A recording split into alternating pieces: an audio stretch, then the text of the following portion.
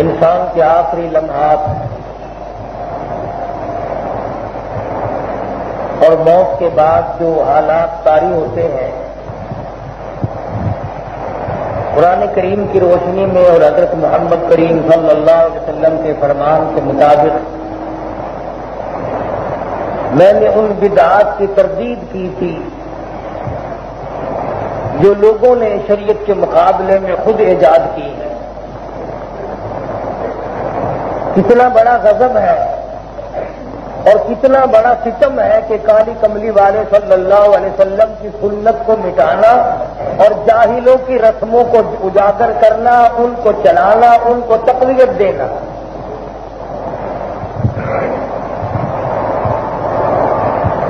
ارشاد گرامی ہے، فرمایا مدنی کریم صلی اللہ تعالی علیہ وسلم نے مجھے لوگوں نے رسومات کے مقابلے میں لا کر کے تنگ کیا۔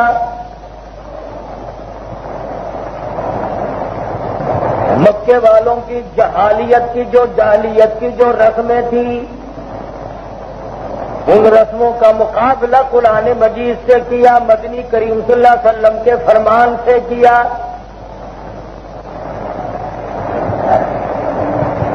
قرآن کریم کے مقابلے میں ایک ہی جواب دیتے تھے، قالوا حسبنا ما وجدنا علیہ آباءنا، ہم تو ان باتوں پہ چلیں گے جن پہ ہم نے اپنے باپ دادا کو چلتے دیکھا۔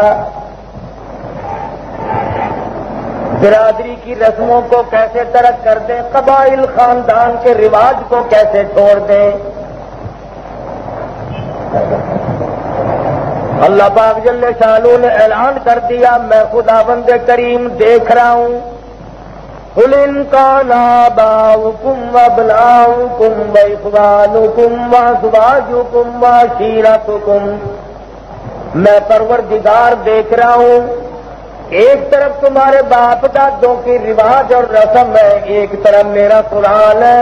میں دیکھتا ہوں کون سی چیز کو جگہ دیتے ہو، کس کو دل و دماغ میں بساتے ہو۔ آیا رسم و رواج کو اپنے سینے سے لگاؤ گے، میرے قرآن کو ٹھکراؤ گے، باپ کا کہنا مانو گے، بھائیوں برادریوں کے کہنے پہ چلو گے، عورتوں کی فرمائشوں پہ عمل کرو گے، اولاد کے کہنے پر چلو گے۔ وَتِجَارَةٌ تخشون كسادها ومساكن ترضونها أحب إليكم من الله، میں خدا دیکھ رہا ہوں، ایک طرف باپ دادا کے رواج ہیں، ایک طرف بیوی بچوں کی فرمائش اور تقاضے ہیں، دوسری طرف ماحول اور معاشرے کی مجبوریاں ہیں۔ تو ان مجبوریوں کو سامنے لاتا ہے یا میرے قرآن کریم کو سینے سے لگاتا ہے؟ شادی ہو، غمی ہو، مرنا ہو، جینا ہو، تجارت ہو، ملازمت ہو، کاروبار ہو، کچھ بھی ہو، زراعت کا میدان ہو، حکومت کا میدان ہو، کوئی بھی ہو، اللہ پاک فرماتے ہیں میں دیکھتا ہوں تو کس چیز کو عظمت دے گا، کس چیز کو رواج بخشے گا، کس چیز کو اپنے ایمان کی تقویت کا ذریعہ بنائے گا۔ احب الیکم من اللہ ورسولہ وجہاد فی سبیلی فتربصوا حتی یاتی اللہ بامری، ایسے لوگ میرے امر کا انتظار کریں، میرے فیصلے کا انتظار کریں جو محمد کریم صلی اللہ تعالی علیہ وسلم کی سنت کے مقابلے میں بدعت نکالتے ہو۔ زندگی کی ایک سانس سے لے کر، ماں کی گود سے لے کر قبر کی لحد تک مدنی کریم صلی اللہ تعالی علیہ وسلم نے ساری زندگی کا نمونہ پیش کر دیا۔ لقد کان لکم فی رسول اللہ اسوۃ حسنۃ لمن کان یرجو اللہ والیوم الآخر وذکر اللہ کثیرا۔ او لوگوں، کالی کملی والے صلی اللہ علیہ وسلم کو میں نے ہر قسم کے زندگی کے لمحات کے لیے، شعبہ جات کے لیے نمونہ بنا کر کے بھیجا ہے۔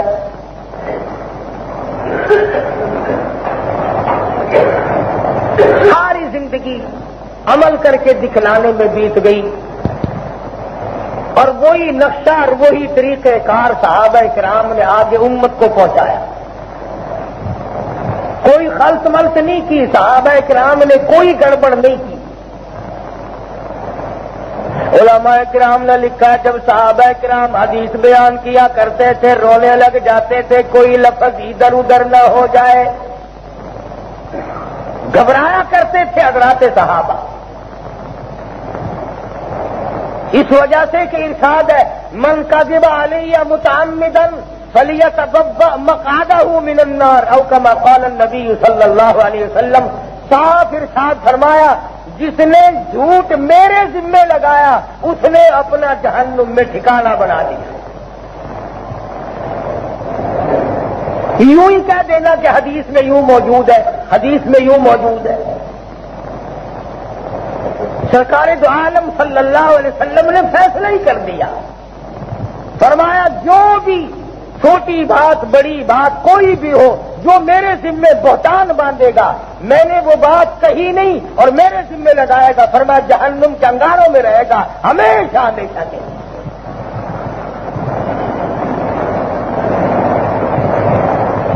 رواج نکالنے والے لوگوں کو سوچنا چاہیے کہ آخرکار حضور اکرم صلی اللہ علیہ وسلم کی شفاعت کے بغیر نجات ممکن نہیں۔ کیسی صورت میں ہم متھے لگیں گے اور کیسے سامنے جائیں گے؟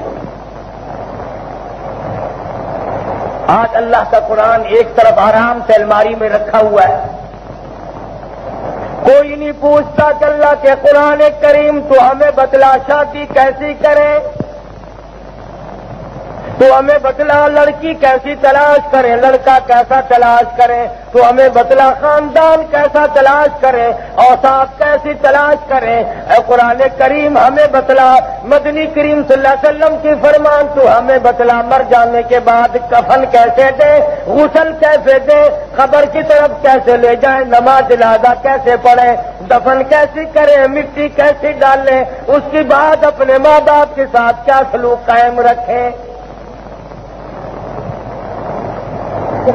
کون پوچھتا ہے؟ ہر کسی ضرورت پڑی ہے۔ ہم سے تو ساری زندگی گزر گئی، آج تک کسی نے آ کے نہیں پوچھا کہ مرد میت کے کپڑے کتنے ہیں اور عورت کو کپڑے کتنے دیے جاتے ہیں، اور غسل کا سنت طریقہ کیا ہے، کس طریقے سے میت کو غسل دینا چاہیے، اس کو لے کے کس طرح چلنا چاہیے۔ مدنی کریم صلی اللہ تعالی علیہ وسلم کی موجودگی میں صحابہ کرام شہید بھی ہوئے، وفات بھی ہوئی۔ مدینہ گواہ، مدینے کی گلیاں گواہ، جنت البقیع کی مٹی گواہ، اور مدینے کی ایک ایک کنکر گواہ۔ کبھی کسی جنازے کے آگے کبھی نعت خوانی نہیں ہوئی۔ صحابہ کرام میں سے تابعین، تبع تابعین کے زمانے میں امام مالک رحمہ اللہ مدینہ منورہ میں قیام پذیر رہے۔ ایک مرتبہ حج کرنے کے لیے آئے، پھر مدینے سے نکلے ہی نہیں، اتنا ادب کیا، اتنا احترام کیا، مدینہ منورہ کی 3 میل کے ایریے میں کبھی پیشاب تک نہ کیا۔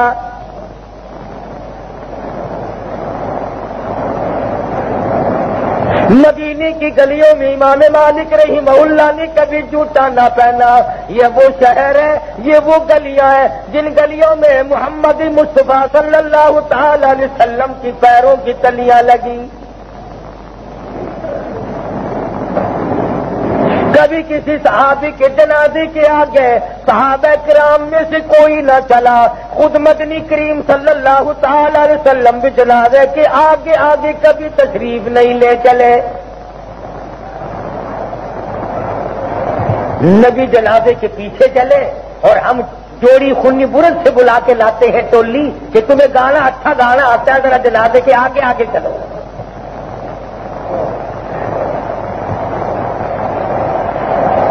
اور وہ بھی جب کئی دن گزر جائیں تو آنکھیں پھاڑ پھاڑ کر دیکھتے ہیں کوئی آیا ہی نہیں، کیا بات ہے، کب کوئی مرے تو کب کوئی آئے ادھر۔ مکہ مکرمہ میں 13 سال میں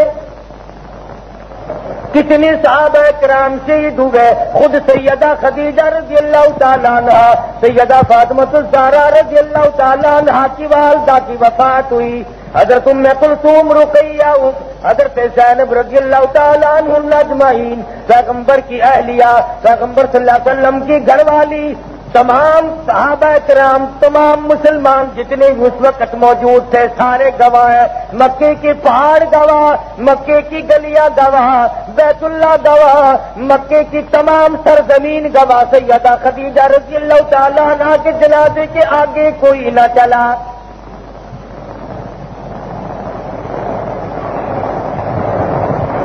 حضرت عباس رضی اللہ تعالیٰ عنہ کا انتقال ہوا، سیدنا امیر حمزہ رضی اللہ تعالیٰ عنہ کی شہادت ہوئی، حضرت عمر بن جموع رضی اللہ تعالیٰ عنہ کی شہادت ہوئی، مصعب بن عمیر رضی اللہ تعالیٰ عنہ کے ٹکڑے ہو گئے۔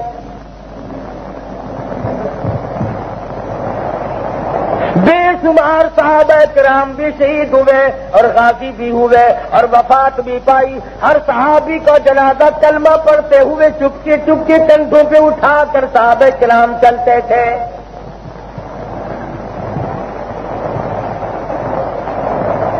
جو اصل کام تھا اس کی طرف کسی کی توجہ نہیں، کوئی دھیان ہی نہیں کرتا۔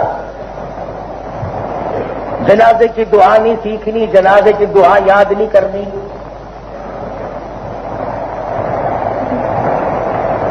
حدیث میں آتا فرمایا نبی کریم صلی اللہ علیہ وسلم نے من اتبع الجنازہ ایمانا واحتسابا غفر له ما تقدم من ذنبه او كما قال النبی صلی اللہ علیہ وسلم، جس نے جنازہ پڑھا اللہ کی رضا کے لیے، ایمان اور یقین کے ساتھ، دکھلاوے کے لیے نہیں، برادری کی رسم سمجھ کے نہیں، بدلہ اتارنے کے لیے نہیں، خاندان کا بدلہ چکانے کے لیے نہیں، صرف اللہ کی رضا کے لیے جنازہ پڑھا، جنازے کے لیے دعائے جنازہ پڑھی، بڑی خلوص کے ساتھ جنازہ ادا کیا۔ اللہ میاں فرماتے ہیں اللہ کے نبی نے ارشاد فرمایا، اور میرے بندے تم نے مرنے کے بعد میرے بندے کے ساتھ سلوک کیا، وضو کیا، کام چھوڑا اور کھڑے ہو کر کے نماز جنازہ ادا کی، رسم و رواج سمجھ کر ادا نہ کی، بدلہ اتارنے کے لیے نہیں پڑھی، رسم و رواج چکانے کے لیے نہیں پڑھی، اور جنازہ پڑھ کے جانے والے مجھے اپنی کبریائی کی قسم غفر لہ ما تقدم من ذنبی، جا میں نے پچھلے صغیرہ گناہ تیرے سارے معاف کر دیے۔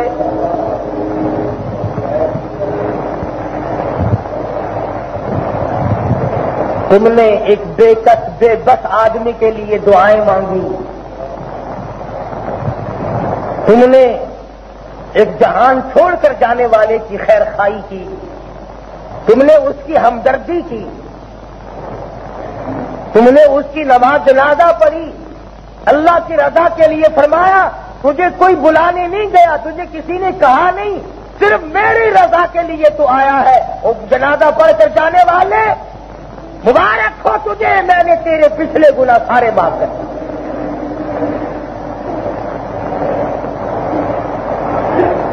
فرمایا جب آدمی جنازہ لے کر کے چلتا ہے اور کلمہ شہادت پڑھتا ہے اور اپنی موت کو یاد کرتا ہے،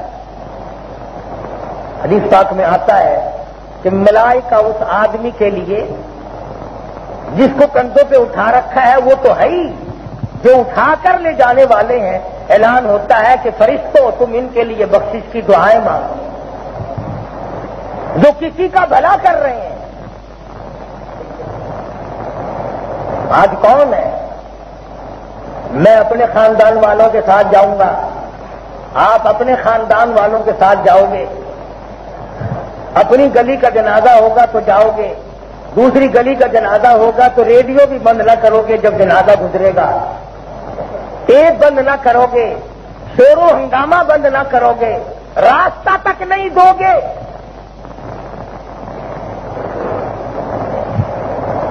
کس قدر بیماریاں پیدا ہو گئی، کس قدر اجنبیت آ گئی ہم لوگوں میں۔ صحابہ کرام رضوان اللہ تعالی علیہم اجمعین میں کوئی رسم و رواج نہ تھا، کوئی کسی قسم کی تابع داری نہ تھی، صرف مدنی کریم صلی اللہ علیہ وسلم کی سنتوں پہ عمل کرنے کے لیے ہم ہر وقت رات دن تیار رہتے تھے. دعائیں مانگا کرتے تھے الہ العالمین. سنت پہ عمل کرتے کرتے موت آ جائے, سنت کو اجاگر کرتے کرتے موت آ جائے, ساری زندگی ختم ہو جائے سنت پہ عمل کرتے کرتے. انہیں یقین تھا کہ یہ دنیا کی زندگی جو ہے یہ آخرت کی کھیتی ہے, جو کاشت کریں گے وہی وہاں جا کر کے ملے گا. ہم نے تو ایسا دل لگایا دنیا میں کہ اس سے نکلنے کے لیے تیار نہیں, بڑا مشکل ہو گیا ہے نکلنا.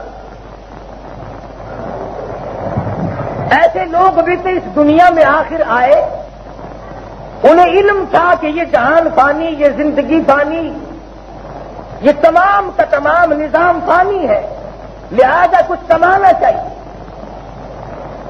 بے شمار صحابہ کرام رضوان اللہ تعالی علیہم اجمعین ایسے ہی روتے روتے آنکھیں کھو دی,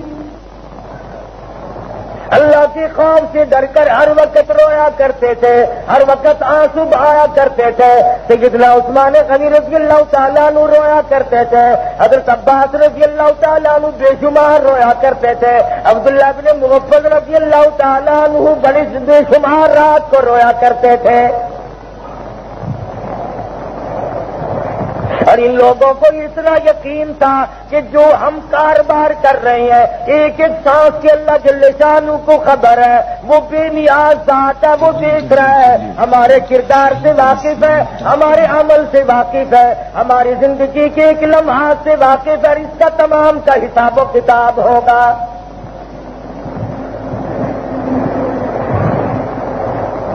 مرد تو مرد رہے, عورتیں یوں ہی رویا کرتی تھی. اور اتنا یقین تھا کہ جس عورت کے کان میں ایک دفعہ ایک بات پڑ گئی پھر قبر تک اسے نہ چھوڑا, کوئی تبدیلی واقع نہیں ہوئی. صحابہ کرام زور لگایا کفار نے, مشرکین نے, دشمنان دین نے بدلنے کے لیے, مگر صحابہ نہ بدلے. جس کو چاہو پکڑ کر دیکھ لو, جس سے چاہو تجربہ کر کے دیکھ لو, جو مدنی کریم صلی اللہ علیہ وسلم کا غلام ہے وہ ایک لمحے کے لیے نہیں بدلا.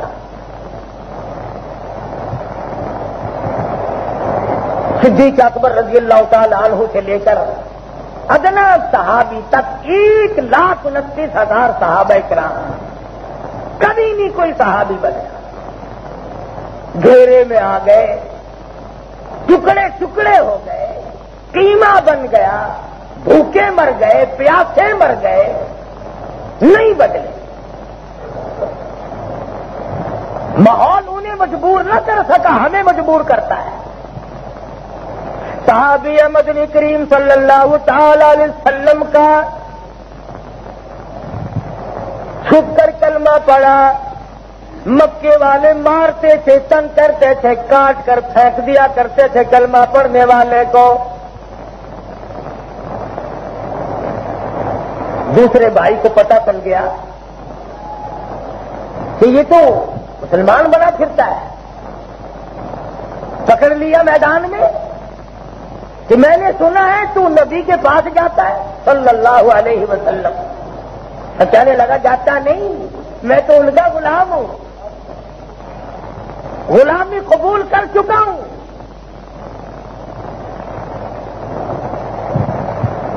اچھا, خاندان میں بات پھیل گئی. اور یہ 2 سگے بھائی تھے, یتیم تھے, ماں نے پالا تھا. اتنا خوبصورت صحابی تھا اور اتنا لاڈلا تھا کہ 200 کا جوڑا پہننا کرتا تھا, خوشبو اور عطر میں ڈوبا رہتا تھا. آ کے بھائی نے بازو سے پکڑ لیا, یہاں کھڑا بات کر. بڑا بھائی کہنے لگا اگر تو کلمے کا انکار کر دے, اگر تو اسلام اور ایمان کا انکار کر دے, اگر تو قرآن کریم کا انکار کر دے, محمد مدنی صلی اللہ تعالی علیہ وسلم کی نبوت کا انکار کر دے, تو آج کے بعد میری نام کی جائیداد تیری ہو گئی. آزمائش شروع ہو گئی، امتحان شروع ہو گیا۔ یہ مسلمان صحابی کہنے لگا اگر تو میرے نبی کا غلام بن جائے، کلمہ پڑھ کر مسلمان بن جائے، باپ دادے کی جاہلیت والا دین ترک کر دے، اللہ کے قرآن کریم کو تسلیم کر لے، محمد عربی صلی اللہ علیہ وسلم کی نبوت کو تسلیم کر لے، چل آج کے بعد میرے نام کی جائیداد تیری۔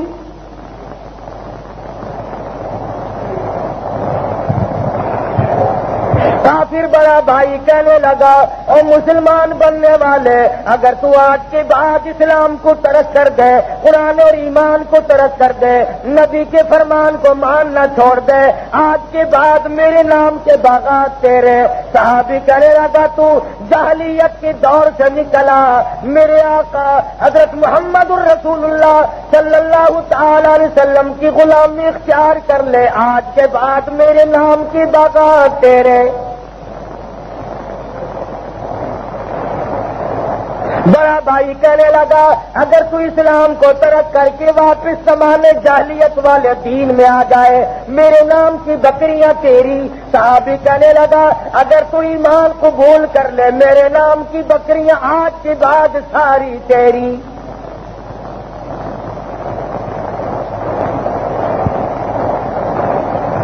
بڑے حالات بگڑے، یہ تو بالکل پکا مسلمان بن گیا، کسی کی بھی نہیں مانتا، جائیداد کے مقابلے میں ایمان کا سودا نہیں کرتا، باغوں کے مقابلے میں ایمان کا سودا نہیں کرتا، بکریوں کے مقابلے میں ایمان کا سودا نہیں کرتا۔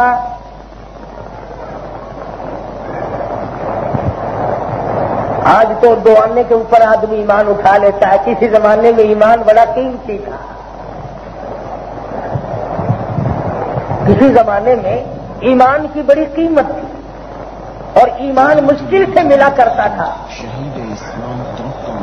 جب سے آسانی سے ملنے لگا اس غریب کی قیمت نہیں رہی، فوراً قسم اٹھاتا ہے جھوٹی، چور قسمیں اٹھاتے پھرتے ہیں، زانی بدماش قسمیں اٹھاتے پھرتے ہیں۔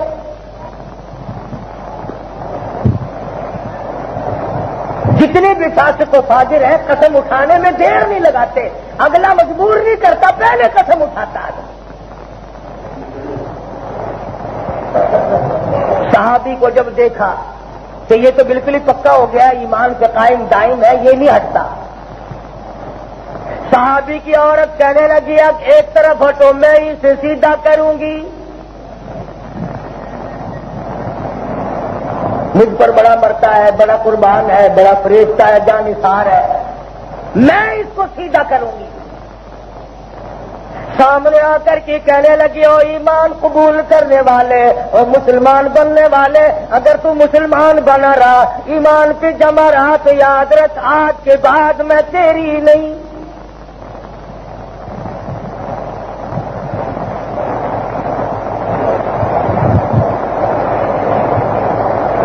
ہم جیسا ہوتا خدا جانے کا کیا کر بیٹھتا۔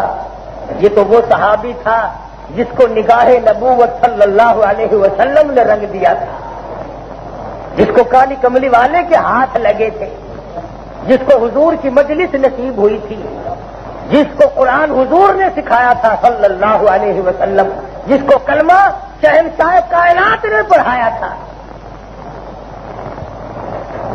صاف کہنے لگا اگر تو کلمہ پڑھ کر مسلمان نہیں بنتی، چاہے تم مکی کی بہت بڑی حسینہ ہے، اپنے زمانے کی بہت بڑی خوبصورت ہے، یاد رکھی آج کے بعد میں تیرے منہ پہ تھوکنے کو تیار نہیں۔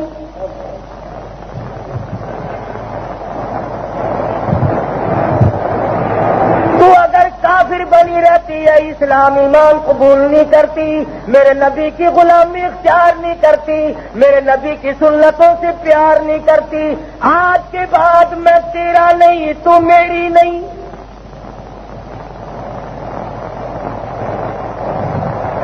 عورت نے سوچا یہ تو بالکل ہی پختہ ہو گیا، کسی طرح سے بھی قابو نہیں آتا، گود میں بچوں کو اٹھا کر لے آئی، آدمی کے دل میں اولاد کی محبت قدرتی جذبہ ہے، قدرت نے ڈالی ہوئی ہے۔ اللہ پاک نے ماں باپ کے دل میں محبت کا جذبہ کار فرما کر دیا ہے۔ بچوں کو سامنے لائی اور کہنے لگی اور کلمہ پڑھنے والے، اگر تو اسلام پہ قائم دائم رہا، ایمان پہ جمع رہا، یاد رکھی اولاد کو دیکھنے کو ترس جائے گا، تیرے سامنے کبھی نہ آنے دوں گی۔ مگر صحابی کہنے لگا اگر تم مجھے یوں مجبور کرتے ہو، یاد رکھو کفر کی زمانے کی اولاد کی میں شکل دیکھنے کو تیار نہیں۔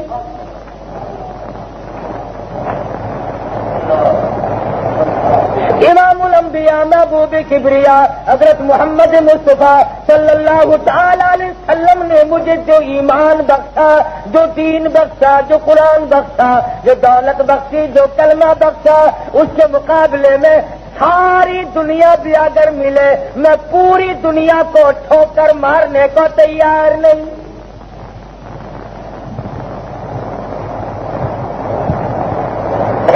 جائیداد گئی، باغات گئے، بکریاں گئیں، بیوی گئی، بچے گئے،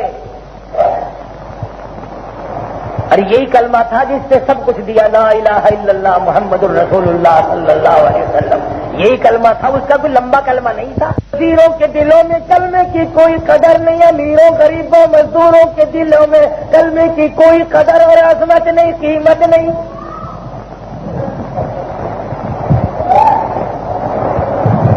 یہی کلمہ تھا جس کی وجہ سے صحابی نے سب کچھ لٹا دیا۔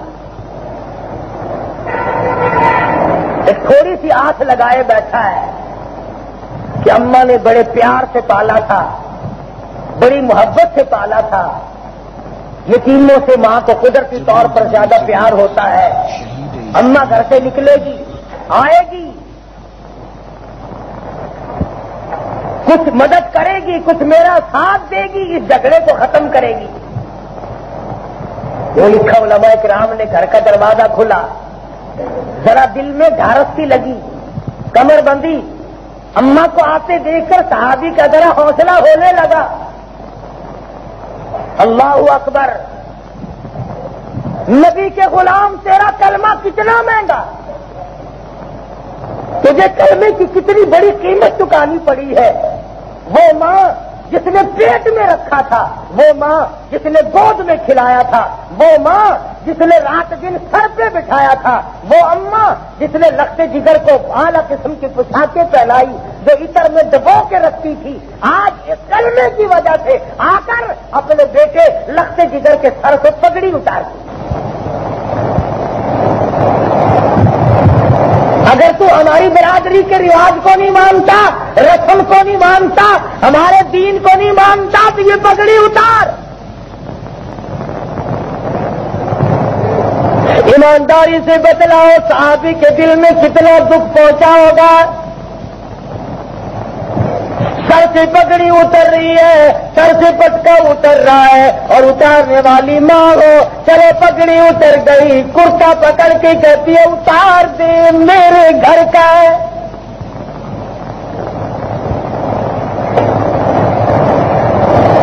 آج تو دونوں کام کرتا ہے، کلمہ بھی پڑھتا ہے، بدعت بھی خوب کرتا ہے، کلمہ بھی پڑھتا ہے، شرک بھی خوب رج رج کے کرتا ہے، کلمہ بھی پڑھتا ہے، قبروں کو چون کر چاٹتا بھی پھرتا ہے، اور کلمہ بھی پڑھتا ہے، رج رج کر اللہ کے مقابلے میں دوسروں کو شریک بھی ٹھہراتا ہے، کبھی کسی کے پیچھے لگتا ہے، کبھی کسی کے پیچھے لگتا ہے۔ جا اس صحابی کی قبر سے پوچھ کے آ، تجھے لا الہ الا اللہ محمد رسول اللہ کی کیا قیمت چکانی پڑی۔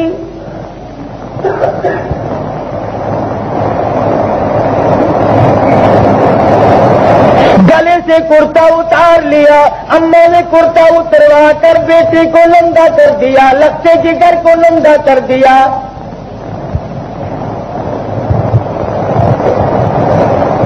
صحابی کہتا ہے مجھے بھی وہ نگاہیں ملی ہیں، میری نظریں وہاں ٹکرائی ہیں، مجھے وہاں سے فیض ملا ہے، مجھے اس صحبت کا رنگ ملا ہے۔ تم کپڑے کیا میرا چمڑا اتار سکتے ہو، مگر کلمے کا سودا نہیں بنے گا۔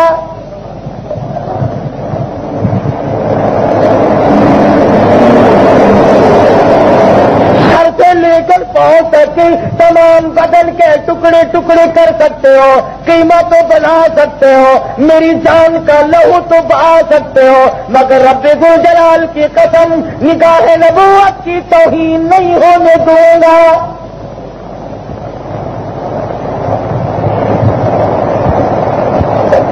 ماں نے کرتا اتار لیا، چاروں طرف مجمع لگا ہوا ہے، محلے والے حیران ہیں، یہ کیسا نوجوان ہے جو عزتی کرا رہا ہے۔ ہاں شریکوں کے سامنے توہین ہو رہی ہے، اپنوں کے سامنے صحابی مار کھا رہا ہے اور ماں کے ہاتھوں مار کھا رہا ہے۔ آج جو تم کہتے پھرتے ہو نا دین کے مقابلے میں دنیا بھاری ہے، صحابہ نے تول رکھا تھا دین کو بھی دنیا کو بھی، وہ دنیا کو مچھر کے پر کے برابر نہیں سمجھتے۔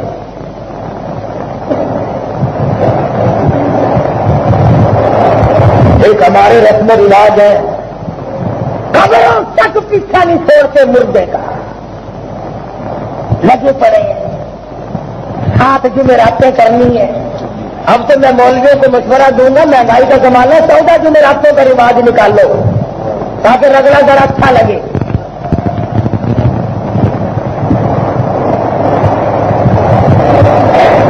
کون کہتا ہے کہ تو خیرات نہ کر؟ لیکن میرے جیسا مولوی تمہیں جو بتلا دے، چلاک بڑے ہوتے ہیں، اگر یہ کہا نا کہ یکدم خیرات کر دے تو لوگ کھا پی کے پاسے ہوں گے، پھر پلے کیا پڑا؟ لگا 7 جمعرات پوری کر تاکہ کم سے کم 7 دن تو بھلا ہو۔ یہ صحابی مدنی کریم صلی اللہ تعالی علیہ وسلم کا لفظ جگر کا چامن منجلا پکڑ کر اما گھسیٹ رہی ہے، اسے بھی اتار۔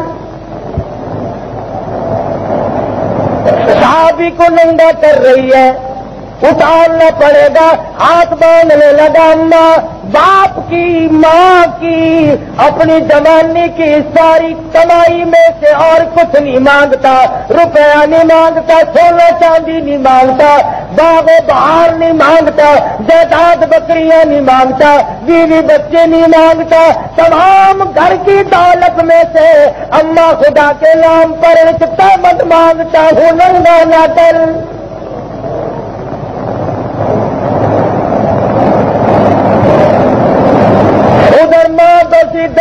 میں اپنے دین سے مجبور ہوں، تجھ سے کلمہ چھڑا کے چھوڑوں گی، تجھ سے کلمے کا انکار کرا کے چھوڑوں گی۔ تم نے باپ دادا کا دین کیوں ترک کیا؟ تم نے اس باللہ جادوگر کے پاس کیوں گئے؟ تم اس نئے نبی کے پاس جا کر کے کیوں بیٹھے؟ تم نے اس کا دین کیوں قبول کیا؟ صحابی کہنے لگا اماں پھر کلمہ اتنا سستا سادہ نہیں جو پیمنٹ کے بدلے میں انکار ہو جائے۔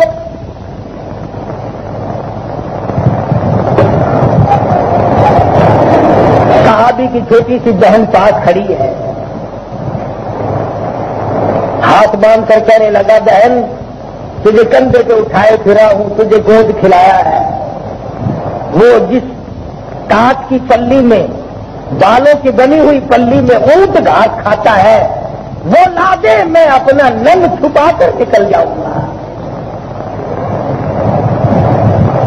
نرم و نازک بدن والا صحابی، اعلیٰ قسم کے جوڑے پہننے والا صحابی، اعلیٰ قسم کا کھانا کھانے والا، پینے والا صحابی، خدا کی قسم کلمے کی وجہ سے رواج سے تنگ ہو کر گھر سے ننگا ہو کے نکل رہا ہے،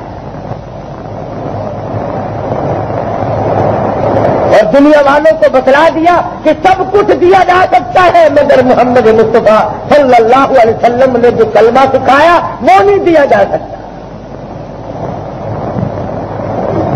صحابی نکلتا ہے، منانے والا کون آتا؟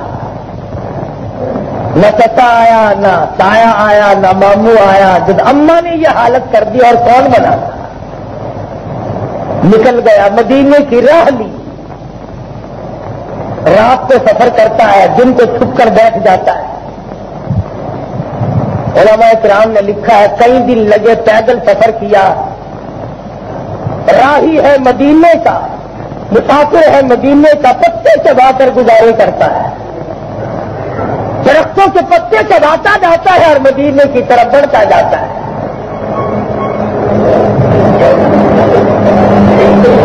اور منتظر اس بات کا تو وہ وقت آئے اور کب میں جا کر کے یوں کہوں میں دور سے چل کر آیا ہوں، میں دور سے چل کر آیا ہوں، دل میں یہ تمنا لایا ہوں، میں دور سے چل کر آیا ہوں، دل میں یہ تمنا لایا ہوں، تم عرش سے دل میں آ جاؤ، دل عرش میں اللہ ہو جائے. صبح شام مدینے کی راہ تکتا ہے، کتنا دور رہ گیا، کتنا سفر باقی ہے. ہر وقت کہتا ہے کاش مدینے میں جا کر پوری یہ تمنا ہو جائے، سر رکھ کر باب رحمت پر بس ختم فسانہ ہو جائے. سخت سردی کا موسم ہے، مدینے پاک میں پہنچ گیا، مسجد نبی میں پہنچا صلی اللہ علیہ وسلم. اللہ پاک ہر مسلمان کو نصیب فرمائے. تہجد کا وقت ہے، سردی کا وقت ہے، ایک پٹی ہوئی بالوں کی پلی صرف تیمم کی جگہ لپیٹ رکھی ہے، مسجد نبی میں ستون کے ساتھ لگا ہوا سکڑا ہوا بیٹھا ہے. تو سرکار مدینہ صلی اللہ علیہ وسلم تشریف لائے، فرمایا کون ہے، اپنا نام بتلایا، اللہ غنی. حضور کی آنکھوں میں بھی آنسو آ گئے، میں نے تیری کیا حالت دیکھی تھی، تیرا کیا حال بن گیا، یہ تیرا کیا حال ہے. سارا قصہ عرض کر دیا. میرے گھر والوں نے مجھے مجبور کیا ایمان چھڑانے پر، سب کچھ لے لیا میں نے، سب کچھ دے دیا، اور اس حالت میں آپ کی خدمت میں حاضر ہو گیا ہوں. حضور کی آنکھوں میں آنسو آ گئے اور فرمایا پرواہ نہ کر. یہ نہیں فرمایا میں تجھے فلانی ریاست کا مالک بناتا ہوں، فلاں ملک کا تجھے وزیر بناتا ہوں. فرمایا میں گواہ ہو جا، جنت میں تیرے لیے اعلیٰ درجے کے جوڑوں کا وعدہ کرتا ہوں. تو صحابی سے پوچھا کہ تیرا کیا حال ہے، کہنے لگا جب اسے دیدار ہوا سارے دکھ بھول گیا، غم غلط ہو گئے. 18 پیوند ایک ایک صحابی کے کپڑوں میں تھے، اور کپڑے کے الگ الگ، ایک چادر بس اسی میں لپٹے رہتے تھے صحابہ صفہ رضی اللہ تعالیٰ عنہ اجمعین. چمڑے کا پیوند، بوری کا پیوند، ٹاٹ کا پیوند، خون کے کپڑے کا پیوند. نہیں ملتا تھا کپڑا، مگر پرواہ نہ کی دیوانوں نے.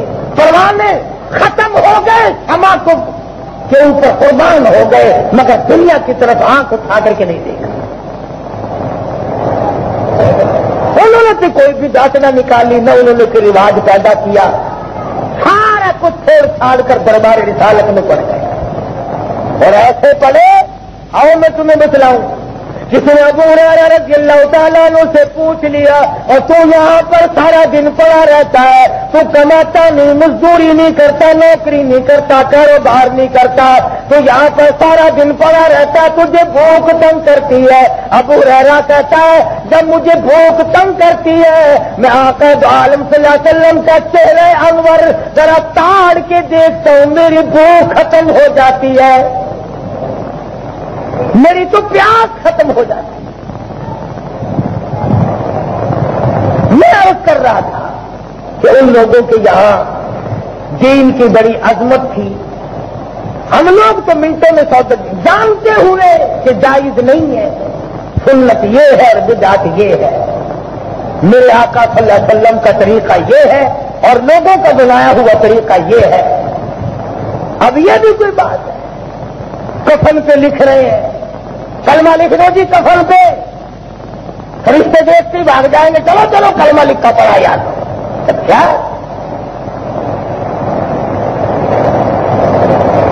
پہ کیوں لکھتا ہے؟ دل میں لکھ لینا جو کہیں بھی نہ مٹے، اس کلمے کو دل میں جگہ دے، لا الہ الا اللہ محمد الرسول اللہ، اللہ کے سوا کوئی نہیں، کوئی نہیں، کوئی معبود نہیں، کوئی مسجود نہیں، کوئی نظر نیاز کے قابل نہیں، کوئی سجدے کا حقدار نہیں، کسی کا در ثواب کا حقدار نہیں، لا الہ الا اللہ کو دل میں پتا، دل میں شرک بھرا ہوا ہے، دل میں کفر لے کے مر گیا، کفن کے ایک کلمہ نہیں 50 کلمے لکھ دے، بنے گا کیا؟ اگر کفن کا کلمہ کام آتا نا دوزخ میں کوئی نہ جاتا۔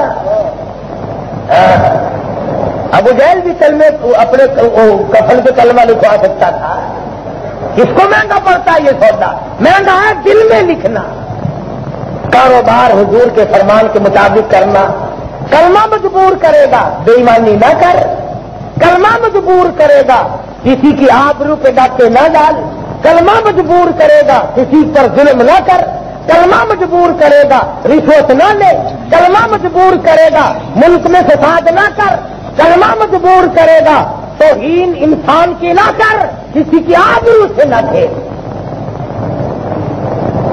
اگر دل میں کلمہ ہوگا، کلمہ تو ہر جگہ سے روک دے گا، کلمہ تو ہر جگہ سے ہٹا دے گا۔ کلمہ دل میں اور شراب پیے، کلمہ دل میں اور رنڈی بازی ہو، کلمہ دل میں اور رشوت لے، کلمہ دل میں اور حرام کھائے، بڑا مشکل ہے یہ مسئلہ۔ تو سمجھ میں یہ بات آئی کہ محمد الرسول اللہ صلی اللہ علیہ وسلم نے پورا دین ہمارے حوالے کیا ہے، اور بدعات سے ہم کو منع کیا ہے، اور شرک کی لعنت سے ہمیں بچایا ہے۔ ورنہ بیت اللہ میں 360 بت رکھے ہوئے تھے، 360، اور پیغمبروں کے نام کے بت تھے۔ یہ ابراہیم علیہ السلام کی مورت ہے، یہ اسماعیل علیہ السلام کی مورت ہے، یہ اسحاق علیہ السلام کی صورت ہے، یہ یعقوب علیہ السلام کی مورت ہے۔ نبیوں کے نام کی صورتیں مورتیں بنا کر کعبے میں کھڑی کر رکھی، لوگوں نے تو یہاں کھڑی کر رکھی ہے نا گنبدوں میں، وہاں کعبے میں تھی۔ اگر سرکار مدینہ صلی اللہ علیہ وسلم نے سب سے پہلے ان بتوں سے اللہ کے گھر کو پاک کیا اور ان کو باہر نکال کے پھینکا، اور ایک اللہ کی توحید کو پوری دنیا میں پھیلایا، اور یہ یقین جمایا ہر آدمی کے دل میں کہ اللہ کے اذن اور امر کے بغیر ذرہ نہیں ہل سکتا، پتا نہیں حرکت کر سکتا، قطرہ اپنی جگہ سے نہیں ہل سکتا، کیونکہ مالک وہ ہے، مختار وہ ہے، بے نیاز وہ ہے، رازق وہ ہے، بادشاہ حقیقت میں وہ ہے۔ اور یہی سبق پڑھانے کے لیے 1,24,000 انبیاء کرام کو خداوند کریم نے بھیجا کہ جاؤ لوگوں کو میرے نام کی تعلیم دو، لوگوں کو میری توحید بتلاؤ، انہیں بتلاؤ کہ خداوند عالم نے جو ہے وہ اپنی ذات کس طرح پر رکھی ہے، وہ کون ہستی ہے۔ فرمایا میرے محبوب ایک ایسی صورت آپ کو دیتا ہوں، ان لوگوں کو سکھا دو، انہیں بتا دو، میرے یہاں سفارشی زبردستی کوئی نہیں آ سکتا۔ قل کہو قل هو اللہ احد، اے میرے نبی ان لوگوں کو کہو میں اکیلا ہوں، میری کوئی برادری نہیں، میرا کوئی قبیلہ نہیں، میرا کوئی خاندان نہیں، میری کوئی مجلس شورا نہیں، میری کوئی اسمبلی نہیں، میرے یہاں کوئی مجلس مشاورت نہیں بیٹھتی، پارلیمنٹ میری کوئی نہیں، میں کسی سے اجازت نہیں لیتا۔ اللہ الصمد، میری ذات بے نیاز ہے، میں کسی کے سامنے مجبور نہیں۔ سارا جہان، سارے نبی، سارے پیغمبر، سارے رسول، سارے صحابہ، سارے اہل بیت، تمام غوث قطب ابدال، اللہ الصمد میرے سامنے مجبور ہے۔ لم یلد، میری اولاد کوئی نہیں۔ جو بیٹا بیٹی باپ کو مجبور کر لیتے ہیں نا، اے ابا جی، اے ابا جی، میری کوئی اولاد نہیں۔ ولم یولد، میرے ماں باپ کوئی نہیں۔ اللہ میاں نے رگڑے کاٹ دیا، تو میں کہو گے کہ مجبور کون کرے گا؟ بیٹا نہیں، بیٹی نہیں، ماں نہیں، باپ نہیں، مامی نہیں، نانے نہیں. ایسے آج کل لوگ نکال لیتے ہیں نا، جب نئے وزیر آتے ہیں پتہ نکالتے ہیں اس کے سسرال والے کہاں ہیں، اس کے ماموں کہاں ہیں، کہاں رہتے ہیں، ان کا ٹیوب ویل کہاں ہے، ان کے ملازمین کون ہیں. فرمایا کوئی نہیں میرا. ولم یکن لہ کفوا احد، میرا ہمسر کوئی نہیں. فرمایا میرے نبی سورۃ اخلاص، اور اس سے نام رکھا سورۃ الاخلاص، خالص توحید والی سورت. تمام اللہ میاں نے صفائی کر دیا. نہ بیوی، نہ بچے، نہ رشتے، نہ ناطے، نہ تعلقات والے، کوئی نہیں. سب بنائی ہوئی گپ ہے یہ کہ فلاں نے اللہ میاں کو مجبور کر دیا، فلاں نے اللہ میاں کو مجبور کر دیا. وہ خدا ہی کیسا جو مجبور ہو گیا؟ تو خدا نہیں جو مجبور ہو جائے. اور جس کے سامنے سب بے کس ہو، بے بس ہو، لاچار ہو، محتاج ہو، خدا وہ ہوتا ہے. اس لیے فرمایا ان الذین قالوا ربنا اللہ، جن لوگوں نے اپنی زبان سے کہا رب ہمارا اللہ ہے، ثم استقاموا، پھر اسی پر موت تک ڈٹے رہے، جمے رہے، پھسلے نہیں، ڈگمگائے نہیں، ہلے نہیں. تتنزل علیہم الملائکہ، پھر آخری وقت قریب ہوتا ہے، ادھر فرشتے اترتے ہیں، کہتے ہیں لا تخافوا ولا تحزنوا وابشروا بالجنہ، خوف نہ کر، غم نہ کھا، پریشان نہ ہو، اللہ تعالیٰ نے جنت میں تیرے استقبال کے لیے بڑا انتظام کیا ہے. کتنا مبارک ہے وہ مرنا کہ جنت انتظار کر رہی ہے. کتنا مبارک ہے وہ مرنا کہ جنت کے باغ و بہار سجا دیے جاتے ہوں، تیار کر دو میرا فلاں بندہ آ رہا ہے. یہ اللہ کا انعام ہے جس کو وہ عطا کر دے. بہرحال طلب کرنا چاہیے، مانگنا چاہیے اللہ میاں سے ہر وقت. ہاں ایک صحابی کی بات عرض کر دوں، اخیر میں یاد آئی. کمال ہے ان لوگوں کی ہر بات نرالی ہے. کہتے ہیں ساری رات عبادت کرتا صحابی، اور جب صبح ہوتی تو کہتا یا اللہ میرا منہ اس قابل تو نہیں کہ جنت مانگو.